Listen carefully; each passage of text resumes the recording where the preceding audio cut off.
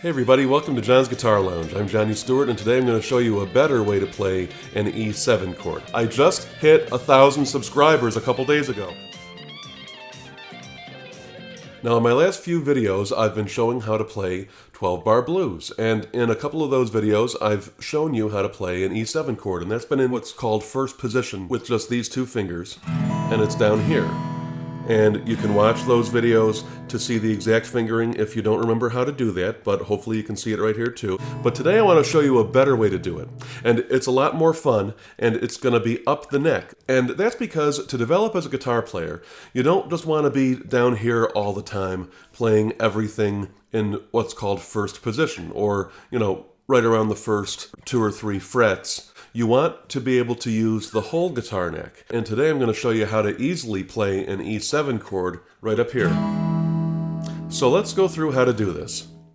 So this is going to be really straightforward, but we're going to use all 4 of our fingers. And it's really important when you play guitar to use all of your fingers.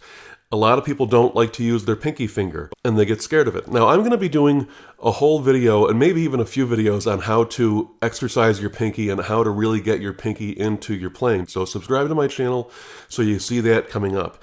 But for this E7 chord, this is going to be a really nice, bluesy, cool voicing of this chord, and it's my favorite way to play an E7 chord. So we're going to start by taking our index finger, and we're going to put that on the B string on the 5th fret. Then we're going to take our middle finger, and we're going to put that on our D string on our 6th fret. Then we're going to take our ring finger, and we're going to put that on the A string on the 7th fret. Then we're going to take that pinky finger, and this is where you gotta, scrunch it in just a little bit here, but that's going to go on our G string on the 7th fret. And that's the voicing. Isn't that a cool voicing? I love how that sounds. And listen to how different that sounds from playing it down in first position. Hear how different that is? Hear how that's a little bit muddy in a way? Now listen to it again up here. Now there are 2 big reasons why I love playing an E7 chord up here like this. These are both a couple of pro tips, if you want to put it that way. One of those reasons is that this is a movable chord. And you've heard me talk about movable chords in my other videos, but basically that means you can move it and play a different chord anywhere up or down the neck in that same voicing. So if you want to play, say, a G7 chord, and you're up the neck, you're going to use that same fingering, but instead of playing the E7, you're going to move it up 3 frets, and that's a G7. See? That's the same chord up here. But now, you're starting with your index finger at the 8th fret on the B string. But you see, it's the same shape. It's the same shape. See, there's a G7, G flat 7, D7, and then, look at that, a C7, and boy, that's a familiar shape for the C, isn't it? That's a C in first position, but now, by adding the pinky finger in that same position, but for the C7 chord, it's going to be on the 3rd fret of your G string. Now it's a C7 chord. I love chords that you can move anywhere up the neck, because let's say you're playing in the key of A, and then you want to play the 5 chord, which would be the E7. There you go.